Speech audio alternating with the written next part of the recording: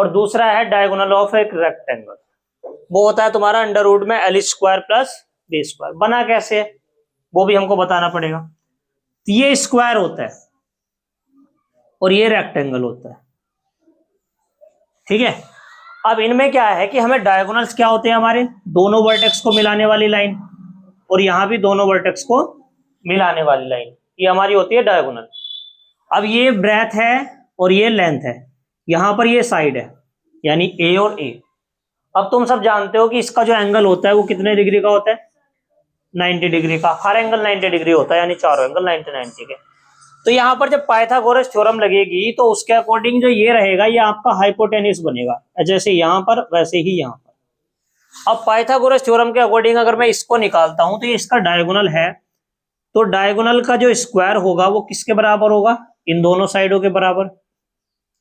क्योंकि Pythagoras theorem के according जो बड़ी वाली साइड होती है वो बाकी दोनों छोटी जो मतलब साइड है जो 90 डिग्री का एंगल बना रही है उनके स्क्वायर के बराबर होती है, सम के। तो यहां से क्या आ जाएगा, डी स्क्वायर बराबर आएगा आपका 2a स्क्वायर, क्योंकि a square plus a square. तो इस कंडीशन से d बराबर जो आ गया वो आपका अंडर रूट में 2a स्क्वायर आ गया। जहां पर जो 2 है, 2 तो किसी का स्क्वायर नहीं बन रहा है, ठीक है, तो 2 तो रहेगा अंडर रूट में ही। लेकिन a स्क्वायर किसका स्क्वायर होता है, a का, और यहां से a क्या थी हमारी साइड, तो इसलिए यहां से डायगोनल का फॉर्मूला जो बन गया स्क्वायर का वो अंडर रूट 2 साइड हो गया। अब आपसे कोई ये क्वेश्चन करता है यहां पर कि find the length of diagonal of a square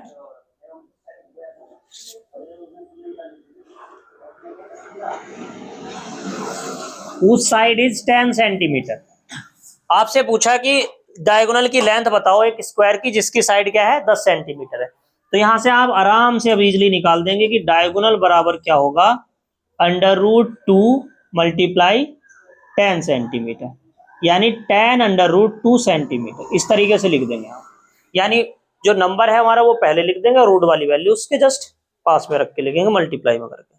तो ये इसका आ गया डायगोनल ऑफ ए रेक्टेंगल। तो उसका जो फॉर्मूला होता है वो आता है आपका अंडर रूट में L square plus B square. अब यहां से इसके डायगोनल्स की क्या निकालेंगे, लेंथ। तो diagonal is equal to length of diagonal क्या होगा, अंडर रूट में लेंथ का स्क्वायर प्लस ब्रेथ का स्क्वायर, ठीक है। अब यहां से लेंथ कितनी दी है क्वेश्चन में, ध्यान से देखो 8 सेंटीमीटर, तो दिस मींस यहां 8 का स्क्वायर होगा। उसके बाद ब्रेथ कितनी दी है 6 सेंटीमीटर, तो इसका मतलब यहां 6 का स्क्वायर होगा।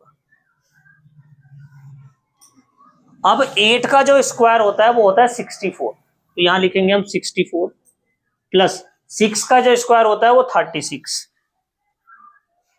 फिर दोनों का एडअप करेंगे हम, तो 64 और 36 कितना हुआ 100।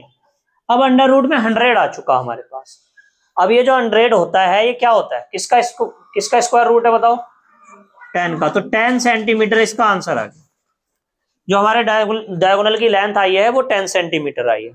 तो इस तरीके से हम डायगोनल ऑफ स्क्वायर भी निकाल सकते हैं और डायगोनल्स ऑफ रेक्टेंगल भी निकाल सकते हैं, दोनों के फॉर्मूले ठीक है। अभी तो हम 2D में चले थे डायगोनल्स के लिए, अब हम चलेंगे 3D शेप्स में जहां पर हम क्यूब और क्यूबॉइड की निकालेंगे डायगोनल की लेंथ।